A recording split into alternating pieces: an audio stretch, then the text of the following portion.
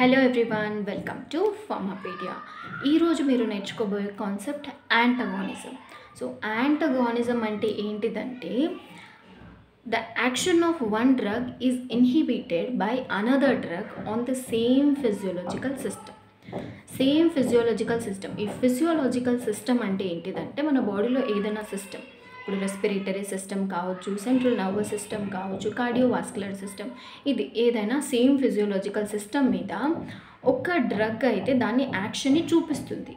ఇంకొక డ్రగ్ వచ్చి ఏం చేస్తుంది, ఈ యాక్షన్ చూపిస్తున్న డ్రగ్ని యాక్షన్ చూపించకుండా దాన్ని అపోజ్ చేస్తుంది, ఇన్హిబిట్ చేస్తుంది అనమాట, చూపించనీయకుండా చేస్తుంది.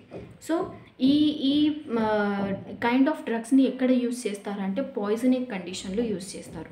ఇప్పుడు ఒక డ్రగ్ అడ్మినిస్టర్ చేసుకోవడం వల్ల ఆ పర్సన్లో ఏదైనా పాయిజనస్ ఎఫెక్ట్ క్రియేట్ అయిందనుకోండి, ఆ డ్రగ్ వల్ల ఆ పాయిజనస్ ఎఫెక్ట్ ఎక్స్టెన్సివ్గా వెళ్ళకుండా ఉండడానికి ఇంకొక యాంటగానిస్టిక్ డ్రగ్ని తీసుకుంటారు. ఆ యాంటగానిస్టిక్ డ్రగ్ వెళ్ళి ఏం చేస్తుంది, ఆ పాయిజనస్ డ్రగ్ చూపించే యాక్షన్ని ఆపేస్తుంది అనమాట, ఇన్హిబిట్ చేస్తుంది కదా ఆ పాయిజనస్ డ్రగ్ని. సో ఇన్హిబిట్ చేయడం వల్ల ఆ పాయిజనస్ డ్రగ్ ఏంటిది, దాని యాక్షన్ని ఇంకా సివియర్ చేసుకోకుండా అక్కడికి న్యూట్రలైజ్ అయిపోయి ఉంటుంది. దీనికి ఎగ్జాంపుల్ ఏంటిదంటే మిల్క్ ఆఫ్ మెగ్నీషియా అనేది యాంటగానిస్టిక్ డ్రగ్.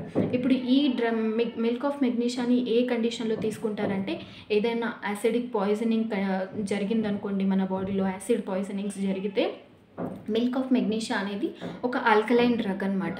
ఈ మిల్క్ ఆఫ్ మెగ్నీషియా ఆల్కలైన్ డ్రగ్ని మనం తీసుకున్నప్పుడు ఆ యాసిడిక్ పాయిజనింగ్ని న్యూట్రలైజ్ చేస్తుంది. ఇప్పుడు ఇది ఆల్కలైన్ డ్రగ్ కదా, ఇది యాసిడిక్ పాయిజన్ కదా. సో ఆల్కలైన్ యాసిడ్ కలిస్తే ఏంటిది, మనకు న్యూట్రల్ ప్రోడక్ట్ వస్తుంది కదా.